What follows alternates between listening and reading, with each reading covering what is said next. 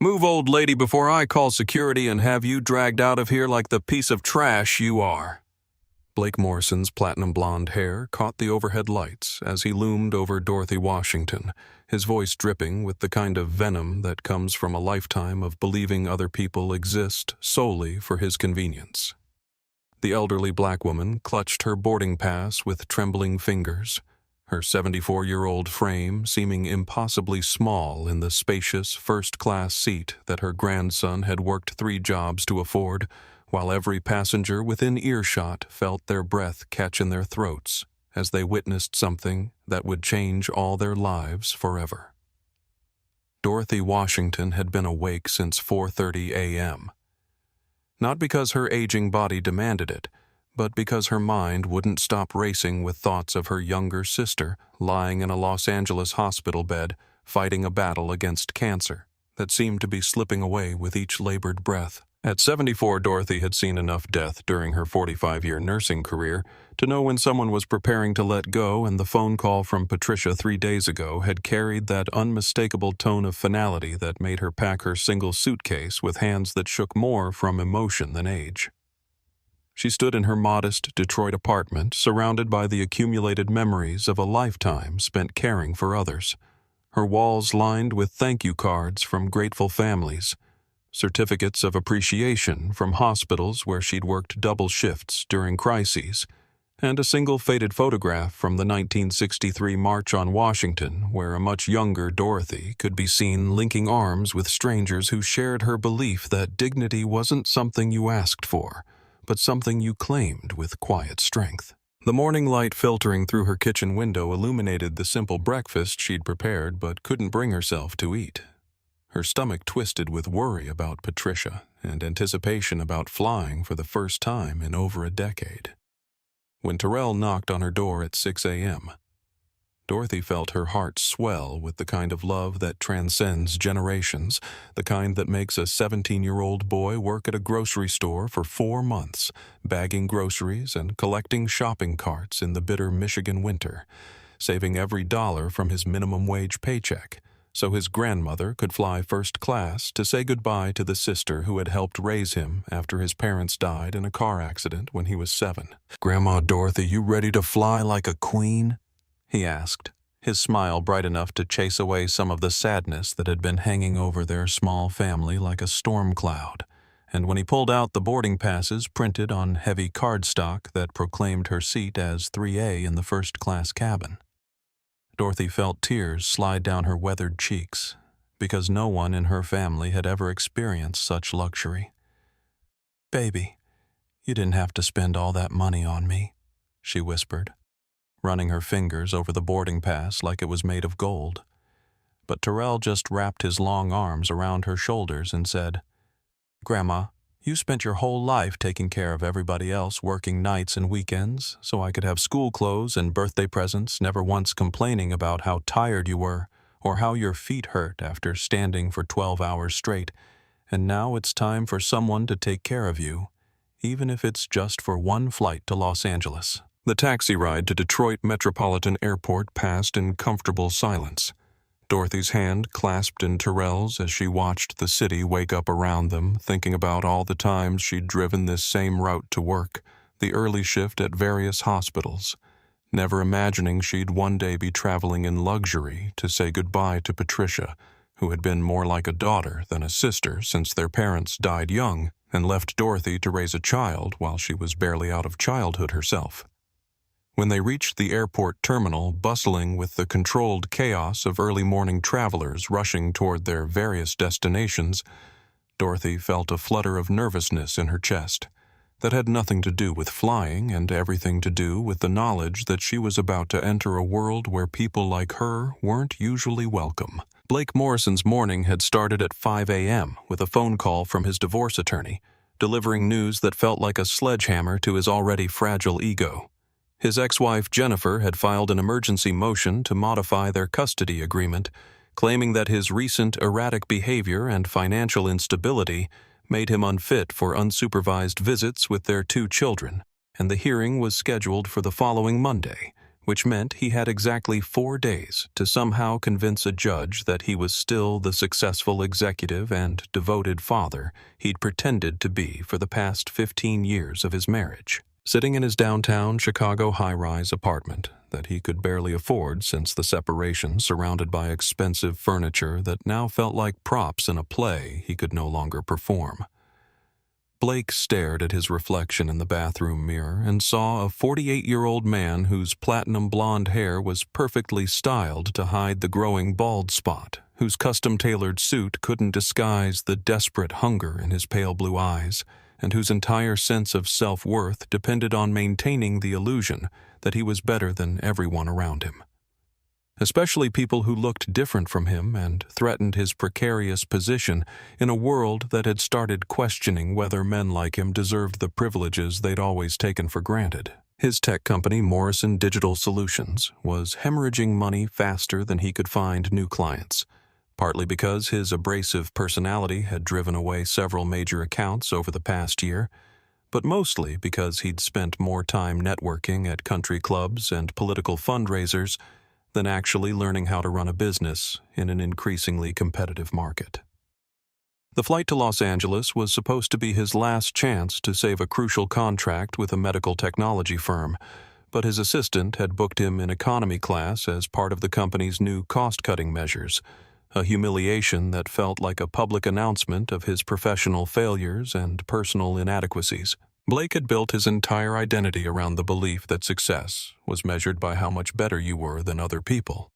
how much more space you could claim, how many privileges you could accumulate, and how effectively you could use those advantages to keep people beneath you in their proper places. And the thought of sitting in economy class while people who he considered his social inferiors enjoyed the luxury he deserved made his hands clench into fists as he imagined various scenarios where he could reclaim what was rightfully his.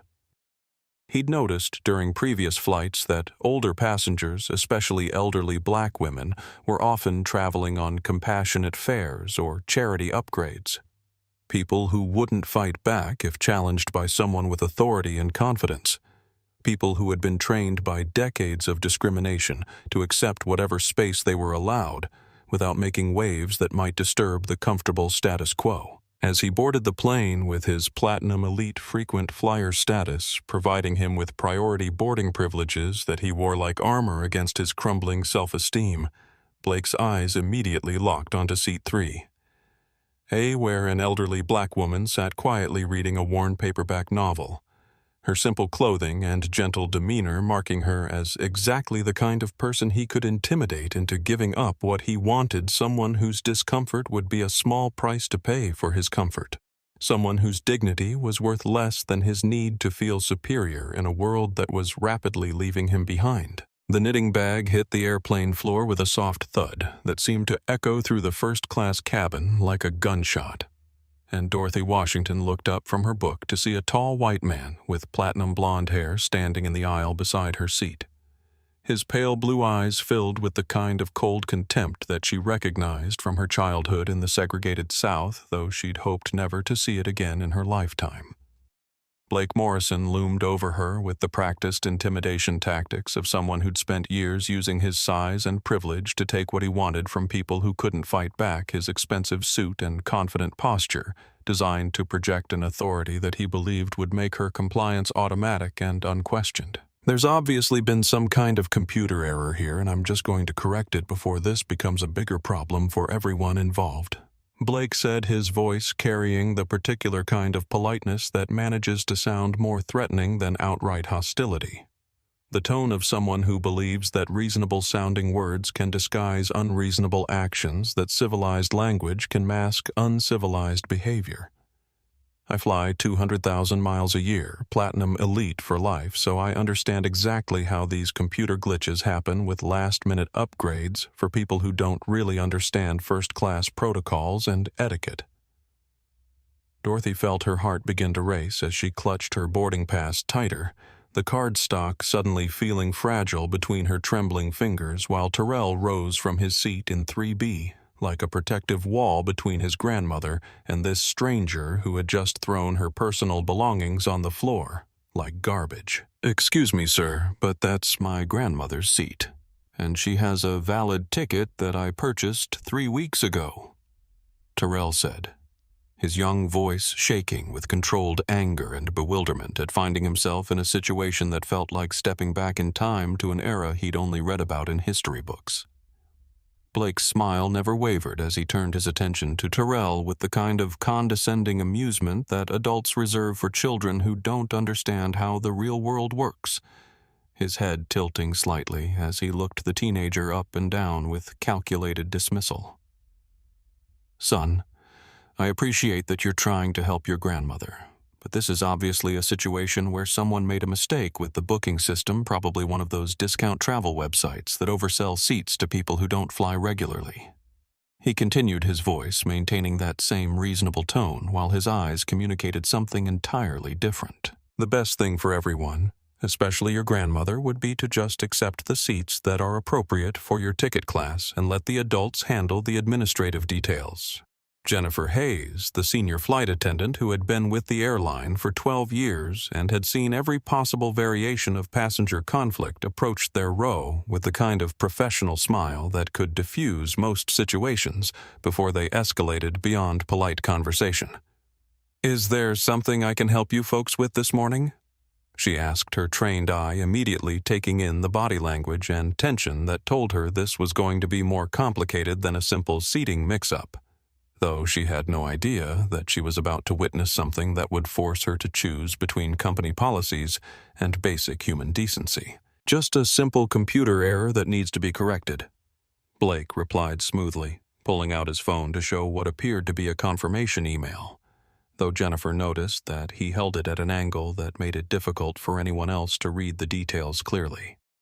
"My seat assignment seems to have been switched with this lady's probably some kind of system glitch when they processed the last-minute changes, and I just want to get everyone seated properly so we can depart on time without any unnecessary delays or complications." Dorothy finally found her voice, though it came out smaller than she intended, carrying decades of conditioning that told her to be polite and accommodating even when faced with obvious injustice. "Young man, I believe there's been some kind of misunderstanding here," she said, holding up her boarding pass with hands that trembled slightly from adrenaline and disbelief. "This seat was purchased for me as a birthday gift for my grandson, and I have all the documentation right here in my purse if you'd like to see it, though. I'm not sure why there would be any confusion about legitimate tickets." Blake's reasonable facade began to crack as he realized that Dorothy wasn't going to be as easy to intimidate as he'd assumed her quiet dignity and polite resistance, challenging his expectation that she would immediately defer to his authority and accept whatever alternative he offered. "Ma'am, I understand that you might be confused about how airline seating works, but I've been flying first class on this route for over 15 years, and I can assure you that there are protocols and systems in place to prevent exactly these kinds of misunderstandings,"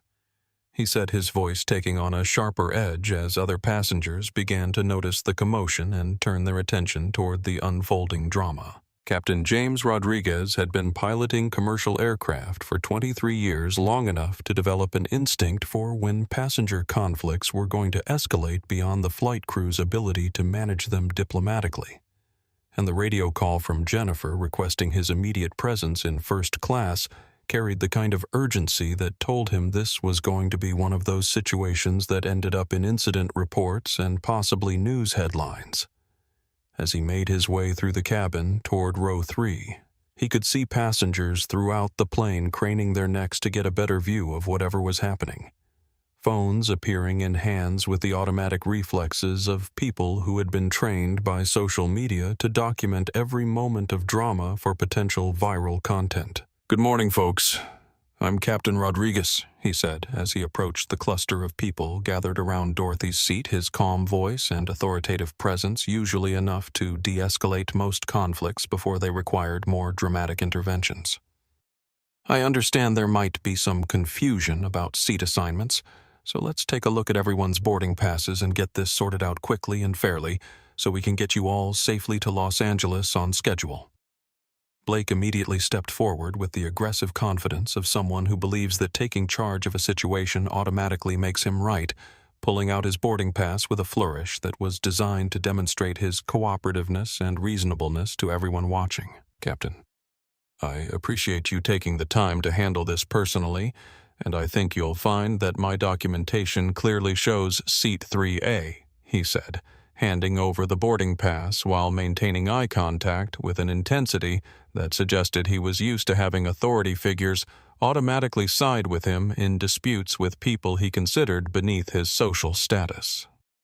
Captain Rodriguez examined Blake's boarding pass with the methodical attention of someone who had learned not to make assumptions about passenger disputes, his eyes moving carefully over the printed information while the cabin fell silent except for the ambient noise of the aircraft's ventilation system and the distant sounds of ground crews preparing for departure.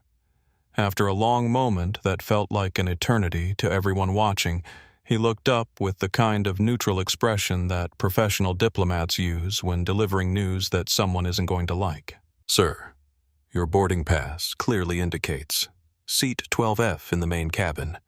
not Seat 3A in first class," Captain Rodriguez said, his voice maintaining perfect professional neutrality, while Blake's face began to flush with a combination of embarrassment and growing anger at having his deception exposed in front of an audience. "Ma'am, may I see your boarding pass as well, just to complete our verification process?" Dorothy handed over her boarding pass with the quiet dignity of someone who had spent a lifetime dealing with people who questioned her right to occupy spaces they thought belonged exclusively to them. Though her hands still trembled slightly from the adrenaline of finding herself at the center of a confrontation that felt both surreal and depressingly familiar, Captain Rodriguez examined her documentation with the same careful attention he'd given Blake's, though his expression softened slightly as he confirmed what everyone already knew. Dorothy Washington was legitimately assigned to Seat 3A, purchased and paid for with no irregularities or system errors. "Mrs. Washington, your boarding pass is completely valid and properly issued." For Seat 3, Captain Rodriguez announced to the cabin, his words carrying the weight of official confirmation that should have ended the dispute immediately. But Blake's response suggested that facts were less important to him than maintaining his perceived superiority in front of an audience that was rapidly turning against him. "Sir, I'm going to need to ask you to take your assigned seat in 12F so we can complete our departure preparations." Blake's carefully constructed facade of reasonableness finally cracked completely as the reality of his public humiliation began to sink in, his voice rising to a level that carried clearly throughout the first-class cabin and into the main passenger compartment beyond. "This is absolutely ridiculous, and I want to speak to someone from customer relations immediately because there's obviously been a massive system failure here," he said, his words tumbling over each other in his desperation to regain control of a narrative that was slipping away from him with every passing second. "I've been a Platinum Elite member of this airline for over 15 years, and I've never been treated with such disrespect and incompetence, especially over some kind of charity case upgrade that probably violates your own policies about passenger qualifications for first-class service." The word charity hung in the air like a toxic cloud, and Dorothy felt something inside her chest tighten as she recognized the particular kind of cruelty that uses polite language to deliver messages designed to inflict maximum psychological damage. Terrell started to rise from his seat again, his teenage sense of justice burning bright in his eyes, but Dorothy placed a gentle hand on his arm and shook her head slightly, understanding that this moment required her to draw on reserves of strength that had been built up over decades of facing people who questioned her worth and dignity. Jennifer Hayes, meanwhile, had been discreetly checking her tablet for Blake Morrison's passenger history, and what she found there made her stomach clench with professional disgust and personal anger. 3 formal complaints filed against him over the past 2 years for inappropriate comments toward minority passengers, all of which had been settled quietly by the airline's legal department with non-disclosure agreements and vouchers for future travel, creating a pattern of behavior that had been enabled rather than addressed by corporate policies that prioritized avoiding publicity over protecting passengers from harassment. Dorothy Washington reached into her worn leather purse with movements that seemed impossibly calm given the chaos swirling around her, her fingers finding her cell phone with the automatic precision of someone who had spent decades responding to emergencies with quiet efficiency rather than dramatic gestures. The phone call she was about to make would change everything about this confrontation, though none of the passengers watching her would understand the full significance of her actions until much later when the consequences began rippling through corporate boardrooms and legal offices across multiple industries. Patricia, sweetheart. It's Dorothy, she said into the phone, her voice carrying the warm affection reserved for someone who had been more like a daughter than a former colleague during their 15 years working together at Detroit Medical Center. I'm sorry to bother you on a Saturday morning, but I'm having a rather unusual problem here on my flight to Los Angeles, and I was wondering if you might have a few minutes to make some phone calls on my behalf. Dr. Patricia Chen Williams, current chief medical officer for the largest hospital network in the Midwest, had been reviewing surgical schedules in her home office when Dorothy's call came through, but she immediately pushed aside her paperwork because Dorothy Washington had been her mentor, her advocate, and the person who had taught her that healing people required more than medical knowledge.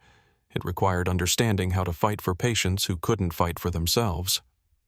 Dorothy, what's happening? Are you okay? Patricia asked, her voice sharpening with concern as she heard the background noise of an airplane cabin and sensed the tension in Dorothy's usually steady tone. Well, there's a gentleman here who seems to believe that people like me don't belong in first-class seating, and he's making quite a scene about it. Dorothy said, her words carefully chosen to convey the situation's seriousness without revealing the full extent of her distress to the audience of passengers who were hanging on every word of this unexpected phone conversation. He works for some kind of technology company, and I thought you might know someone who could help explain to him why treating healthcare workers with respect might be important for his business relationships. Patricia's response was immediate and fierce, though her voice remained professionally controlled as she began to understand exactly what Dorothy was dealing with and how she could help resolve the situation with the kind of institutional power that Blake Morrison would understand far better than appeals to basic human decency. Dorothy, I want you to put me on speakerphone right now, and I want to speak directly to this gentleman who thinks he can intimidate one of the most respected nurses in our state. She said, her words carrying the authority of someone who controlled millions of dollars in medical contracts and could make career-defining decisions with a single phone call. Blake, who had been continuing his increasingly desperate rant about system errors and customer service failures, suddenly found himself facing something he hadn't anticipated. The quiet, dignified elderly woman he'd been trying to intimidate was connected to people with real power, the kind of institutional influence that could affect his company's bottom line and his personal future in ways that his platinum elite frequent flyer status couldn't protect him from. The speakerphone crackled to life with Patricia's voice clear and authoritative enough to cut through his complaints and focus everyone's attention on what was about to happen next. Mr. Morrison, I presume, Patricia said, having quickly looked up his company information while Dorothy was explaining the situation. I'm Dr. Patricia Chen Williams, Chief Medical Officer for Midwest Healthcare Network, and I believe your company, Morrison Digital Solutions, has been pursuing some consulting contracts with our medical technology partners. Is that correct? Blake's face went pale as he realized that his public tantrum was now being witnessed by someone who could single-handedly destroy his company's prospects in the healthcare industry. His mind racing to calculate how much revenue his firm stood to lose if their medical sector contracts disappeared overnight. Dr. Chen Williams, I think there might be some misunderstanding here about what's happening, he started to say. But Patricia cut him off with the kind of surgical precision that she usually reserved for dealing with incompetent administrators who put profits ahead of patient care. Oh, I understand perfectly what's happening, Mr. Morrison. Patricia continued, her voice carrying the calm confidence of someone who held all the cards in a high-stakes game that Blake was just beginning to realize he was playing.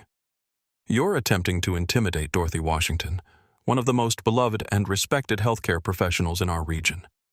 Someone who trained half the nursing staff currently working in our hospitals, someone whose recommendation has influenced hiring decisions for hundreds of medical professionals over the past 4 decades. The cabin fell completely silent as passengers absorbed the implications of what they were hearing. Phones held steady to capture every word of a confrontation that was rapidly shifting from a simple seating dispute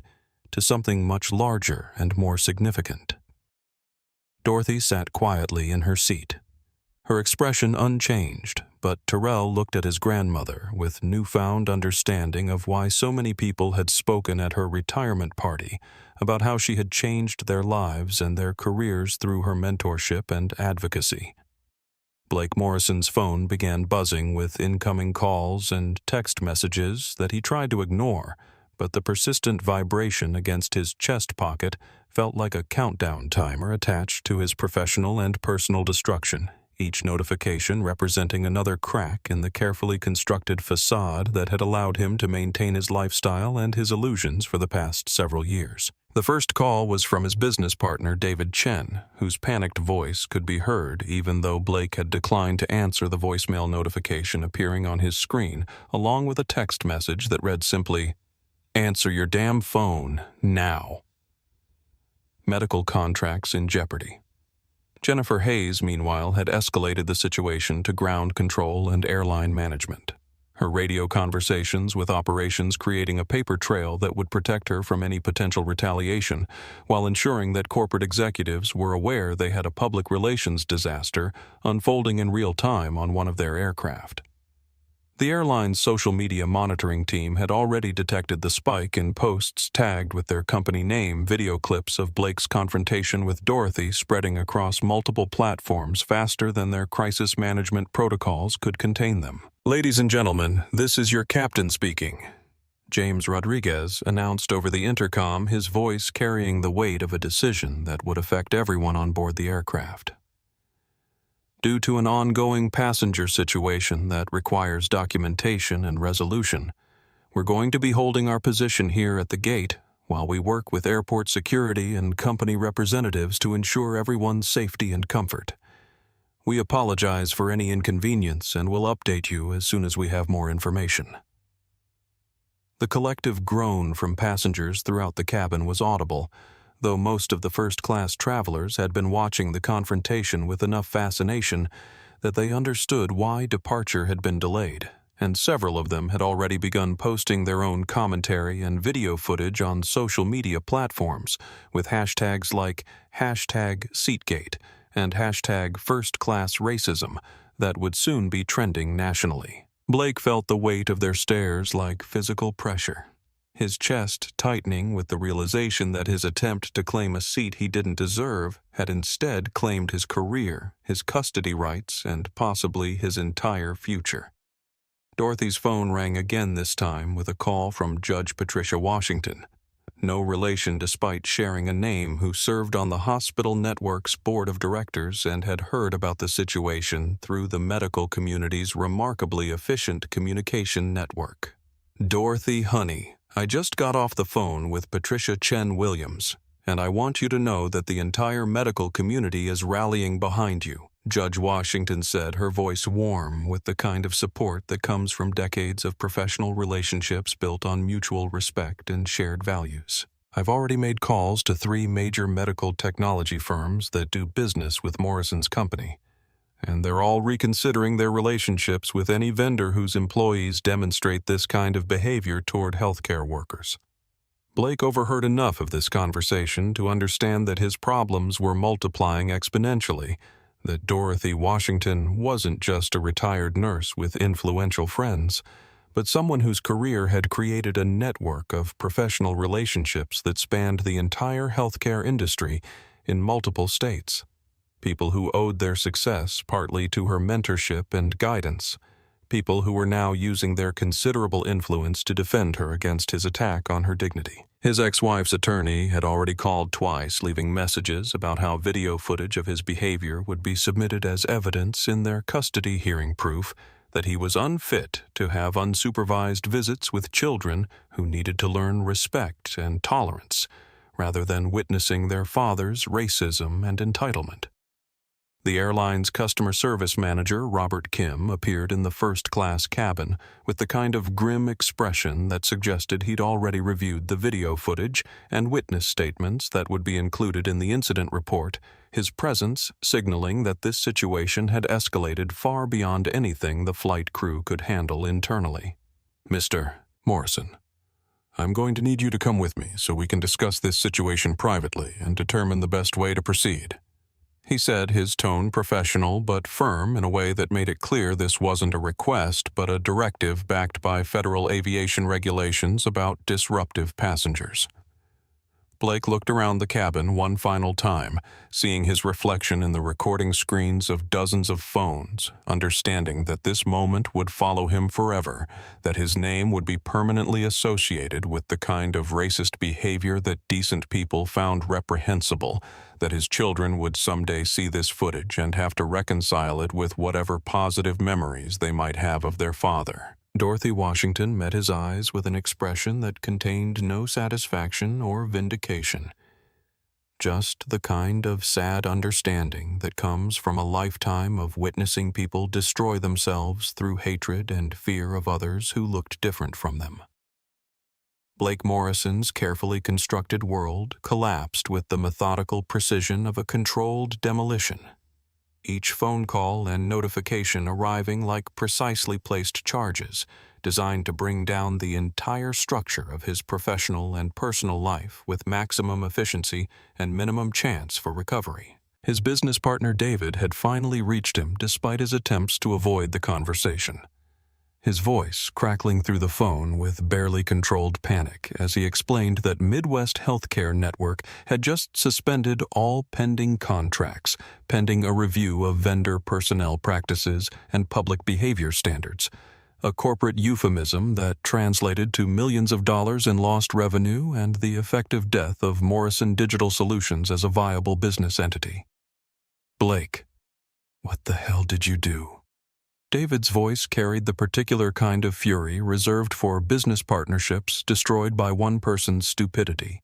his words echoing through the first-class cabin as other passengers leaned in to hear both sides of a conversation that was rapidly becoming public entertainment. "I've got Patricia Chen Williams' office on line 2 telling me that our medical consulting contracts are being terminated immediately.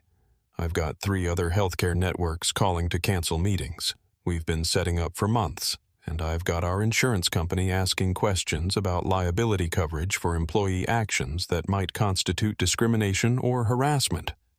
Blake tried to formulate a response that might salvage something from the wreckage, but his throat felt constricted with the kind of panic that makes coherent speech impossible. His hands shaking as he attempted to hold the phone steady while processing the magnitude of what he had done to himself and everyone who depended on his company for their livelihoods. "David, listen. There's been a misunderstanding here, some kind of mix-up with seat assignments that got blown out of proportion," he managed to say, though even as the words left his mouth, he knew they sounded desperate and pathetic. The kind of excuse that only made the situation worse by demonstrating his refusal to accept responsibility for his actions. Jennifer Hayes had positioned herself strategically near Blake's location with the practiced efficiency of a flight attendant who had dealt with hundreds of disruptive passengers over her career, though she had never seen someone self-destruct quite so thoroughly in such a short period of time, his visible desperation and mounting panic creating the kind of scene that would require incident reports, security involvement, and possibly federal charges, depending on how much further he was willing to escalate the situation. Airport security officers were already boarding the aircraft through the forward door, their presence adding an official gravity to what had started as a simple seating dispute, but had evolved into something much more serious and potentially criminal. Blake's ex-wife, Jennifer, the irony of sharing a name with the flight attendant who was documenting his behavior wasn't lost on anyone paying attention, had left a voicemail that played automatically when he accidentally hit the wrong button while trying to decline another call. Her voice filled with disgust and determination as she explained how his public racist tantrum would be presented as evidence in their custody hearing scheduled for Monday morning. "Blake, I just saw the video that's all over social media. and I want you to know that my attorney is filing an emergency motion to suspend your visitation rights immediately, because I will not have my children exposed to the kind of hatred and entitlement you displayed on that airplane," her recorded voice announced to the entire first-class cabin, each word landing like a physical blow against his already shattered composure. The children, she was referring to 8-year-old Emma and 6-year-old Tyler, were the only genuinely good things Blake had ever created in his life, and the thought of losing them permanently because of his inability to control his racism and entitlement sent him into a full emotional breakdown that played out in front of dozens of witnesses with their cameras rolling, capturing every moment of his transformation from arrogant aggressor to desperate sobbing wreckage of a human being. His expensive suit, which had been designed to project authority and success, now looked like a costume worn by someone playing a role he could no longer maintain, the fabric wrinkled and stained with sweat, as he finally confronted the reality of who he had become and what he had lost. Dorothy Washington watched this disintegration with the kind of professional detachment that comes from decades of witnessing people at their lowest moments.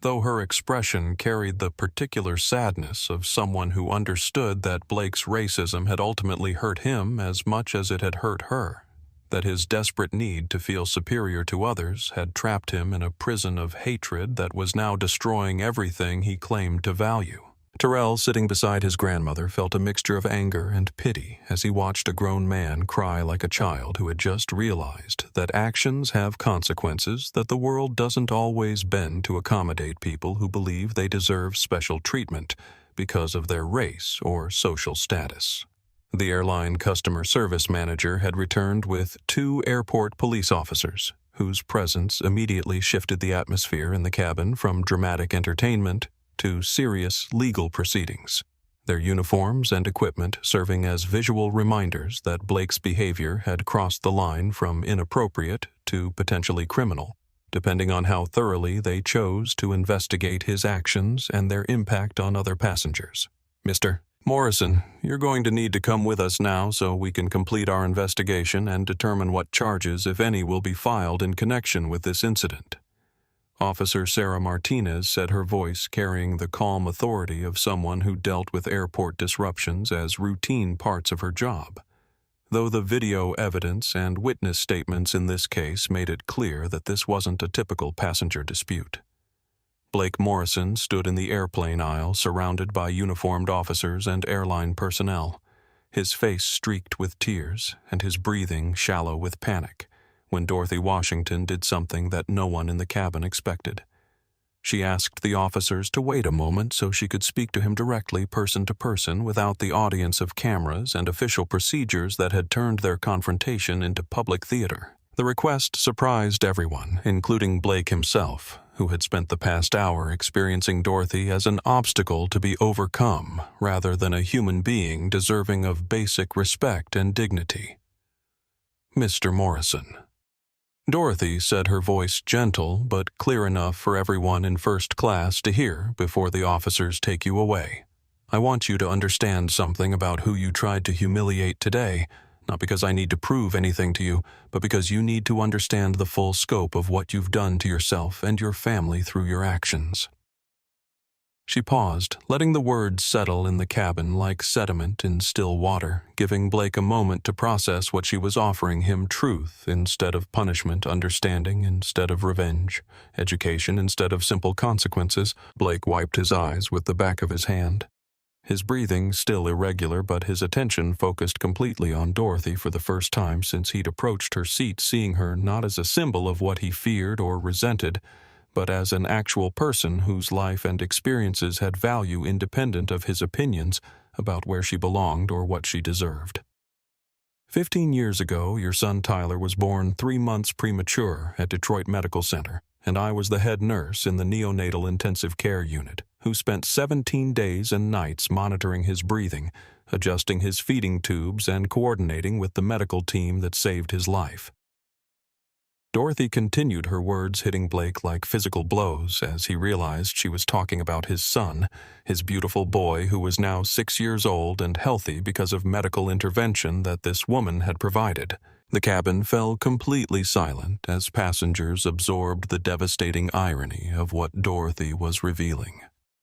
Blake had spent the morning trying to humiliate and displace the very person whose professional expertise and dedication had ensured his child's survival during the most critical period of his young life. Blake's legs seemed to give out slightly as the full weight of this revelation settled over him, his hand reaching for the nearest seat back to steady himself as he processed the magnitude of his moral failure and the cosmic justice of finding himself face to face with someone who had saved what he claimed to love most in the world. "I remember you, actually." Dorothy continued, her voice still gentle, despite the power of her words to completely destroy Blake's remaining sense of self-righteousness. "You spent most of those 17 days in the NICU family waiting room, pacing back and forth and making phone calls to your insurance company about coverage limits, worried about the financial cost of your son's care, and I remember thinking that you were just a frightened father who needed someone to tell him that everything was going to be okay." The memory she was sharing painted a picture of Blake at his most vulnerable and human,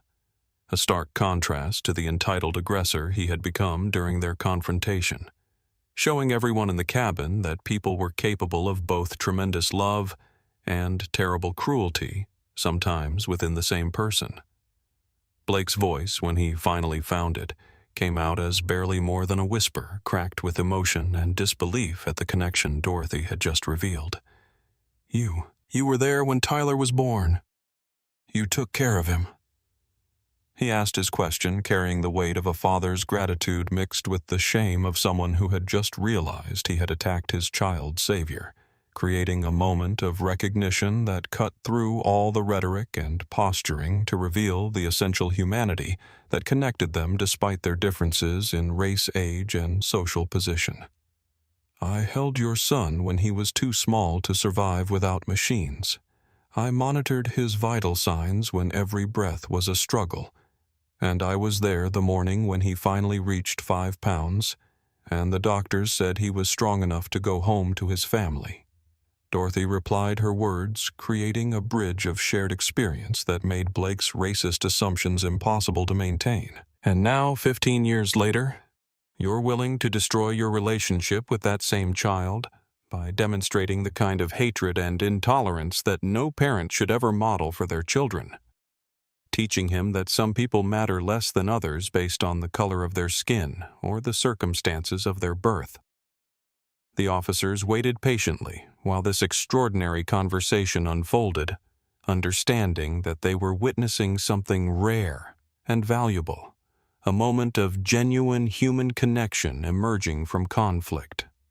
The kind of teaching moment that had the potential to transform both participants if they were brave enough to embrace its lessons, rather than retreating into defensiveness and denial. Blake Morrison stood at a crossroads between the person he had been and the person he could choose to become, with dozens of witnesses and recording devices capturing whatever decision he made about how to respond to Dorothy's grace and truth-telling. Blake Morrison's transformation began with the kind of deep, shuddering breath that signals the moment when a person stops running from the truth and finally allows themselves to see clearly. His shoulders slumping as the defensive posture that had sustained him through years of professional and personal failures finally collapsed under the weight of Dorothy Washington's revelation about their connection through his son's life. The cabin remained completely silent as he processed the magnitude of what she had told him, his mind racing through memories of those terrifying days when Tyler's survival had hung in the balance, remembering the gentle voice of a black nurse who had spoken to him with kindness during the darkest period of his life as a father. "Mrs. Washington," he said, his voice breaking with emotion that was raw and genuine for the first time since he'd boarded the aircraft. "I don't know how to apologize for what I've done, for how I've acted, for the person I've become since those days when you were saving my son's life, and I was too scared and selfish to appreciate the gift you were giving our family." The words came slowly at first, each one seeming to cause him physical pain as he forced himself to acknowledge truths he had spent years avoiding through anger and blame, and desperate attempts to feel superior to people who were actually better than him in every way that mattered. Dorothy listened with the same professional compassion she had brought to decades of nursing, understanding that Blake's breakdown was the necessary prelude to any genuine change in his character, that people had to completely fall apart before they could rebuild themselves into something healthier and more whole. "Mr. Morrison, I can see that you're in pain, and I believe that pain is partly what drove you to act so cruelly today," she said, her voice carrying the wisdom of someone who had seen people at their worst and their best, often within the same person at different moments in their lives. But pain is not an excuse for hatred, and fear of losing what you have is not a reason to try to take what belongs to someone else. Blake nodded through his tears, finally understanding that Dorothy was offering him something more valuable than the first-class seat he had tried to steal. She was offering him a path toward redemption that would require him to do the hard work of examining his prejudices and changing his behavior, not just apologizing for this one incident, but committing to becoming the kind of person who deserved the love of children like Tyler and Emma. "I want to make this right," he said, though his voice carried uncertainty about what that might mean or whether it was even possible after everything that had happened. "I don't know how, but I want to try to make this right, not just for you, but for my children who deserve better than what I've been showing them." Captain Rodriguez stepped forward with the authority of someone who had dealt with hundreds of passenger conflicts over his career, though he had never seen one resolve in quite this way, with genuine accountability and the promise of personal growth emerging from what had started as simple racist entitlement. "Mr. Morrison, the officers still need to complete their investigation, and there will be consequences for your behavior that are beyond anyone's control at this point," he said, his tone remaining professional while acknowledging the unusual circumstances that had led to this moment of potential transformation. "But I want you to know that Mrs. Washington's willingness to speak with you directly shows the kind of grace that this situation needed, and I hope you'll honor that grace by following through on your commitment to change." Blake turned to face the entire first-class cabin, looking directly at the passengers who had witnessed his racist tantrum and subsequent breakdown. His face flushed with shame, but his voice steady with newfound resolve as he prepared to make a public acknowledgement that would be recorded and shared across social media platforms for years to come. "I want everyone here to know that what you witnessed today was not Mrs. Washington's fault, and it wasn't caused by any computer error or seating confusion," he said, his words carrying the weight of complete honesty for the first time in the entire confrontation. "What you witnessed was my racism, my entitlement, and my belief that I deserved something more than this remarkable woman who saved my son's life 15 years ago, and I am deeply ashamed of the person I showed you today." The apology hung in the air for a moment before spontaneous applause began from several passengers, not celebrating Blake's words, but acknowledging Dorothy's grace in creating space for accountability and growth rather than simply demanding punishment and revenge.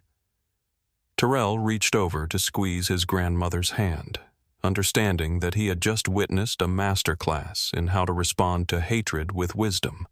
how to transform conflict into opportunity for healing, and how to maintain dignity even when facing people who tried to strip it away through cruelty and intimidation. Jennifer Hayes, who had been documenting the entire incident for her incident report, felt tears sliding down her cheeks as she realized she was witnessing something extraordinary, genuine human connection emerging from racial conflict. The kind of breakthrough that textbooks and training seminars tried to create but rarely achieved, because it required the kind of moral courage that Dorothy had displayed throughout this impossible situation. The officers who had come to arrest Blake found themselves in the unusual position of witnessing genuine accountability and remorse, though they still had procedures to follow and reports to file that would ensure appropriate consequences for his initial behavior. 6 months after the incident that became known across social media as #FirstClass, Grace, Dorothy Washington sat in the same first-class seat on the same route to Los Angeles, though this time she was traveling not to say goodbye to a dying sister, but to speak at a national nursing conference about dignity, professional ethics, and the power of responding to hatred with wisdom rather than revenge. The flight attendant who greeted her was Jennifer Hayes, who had requested to work this particular route because she wanted to personally ensure that Dorothy's travel experience reflected the respect and courtesy that should have been extended to her from the beginning. "Mrs. Washington, it's an honor to have you flying with us again," Jennifer said, her voice carrying genuine warmth and admiration for a woman who had transformed a moment of racial harassment into a teaching opportunity that had inspired thousands of people across the country to examine their own prejudices and commit to treating others with greater respect and understanding. The other first-class passengers, many of whom recognized Dorothy from news coverage of the original incident, smiled and nodded their acknowledgement of her presence, creating an atmosphere of welcome that stood in stark contrast to the hostility she had faced during her previous flight. Blake Morrison, meanwhile, was beginning his third month as a volunteer coordinator at a non-profit organization that provided support services to families with children in neonatal intensive care units, his former company having dissolved completely after the loss of medical sector contracts, but his new work providing him with a sense of purpose and meaning that his previous career had never offered. He had written to Dorothy several times during his 6 months of therapy and community service, sharing his progress in understanding how his racism had developed and his commitment to raising his children with the values of respect and equality that she had demonstrated during their confrontation. The custody arrangement with his ex-wife had stabilized after Blake completed an intensive program on cultural sensitivity and parenting without prejudice, his children slowly beginning to rebuild their relationship with a father who was learning to model the kind of behavior he wanted them to emulate, rather than the entitled racism that had nearly destroyed their family. Tyler, now 7 years old and thriving, had no memory of Dorothy Washington's role in saving his life as a premature infant.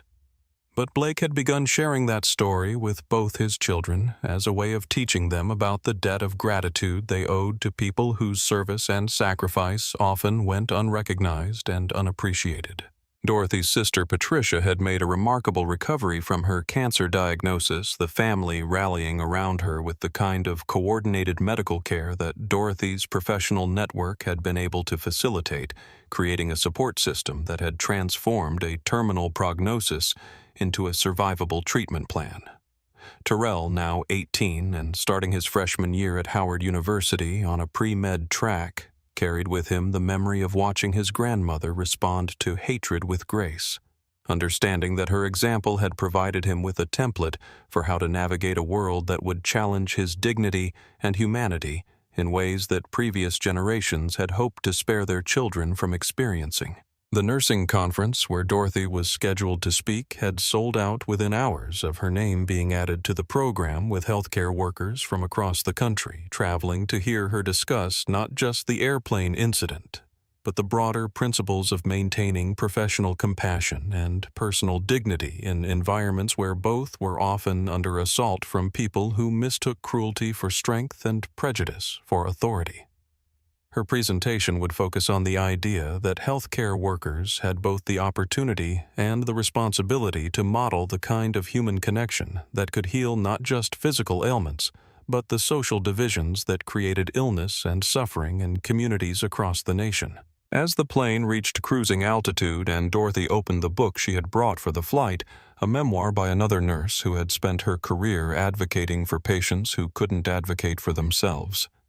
she reflected on the strange journey that had brought her from a moment of public humiliation to a platform for national conversation about race dignity and the possibility of genuine human transformation. The seat that Blake Morrison had tried to steal from her had become a symbol of something much larger than airline seating policies. It represented the ongoing struggle for Black Americans to occupy space they had earned and deserved to claim dignity, that others tried to deny them, and to respond to hatred with the kind of grace that could transform enemies into allies and conflicts into opportunities for growth and understanding. The flight landed smoothly at LAX, and as Dorothy gathered her belongings and prepared to disembark, she carried with her not just the memory of Blake Morrison's attempted intimidation, but also the knowledge that her response to his hatred had created ripple effects of positive change that would continue long after their confrontation had faded, from social media trends and news cycles proving once again that the most powerful response to darkness was not to fight it with equal darkness, but to shine light so bright that shadows could no longer survive in its presence.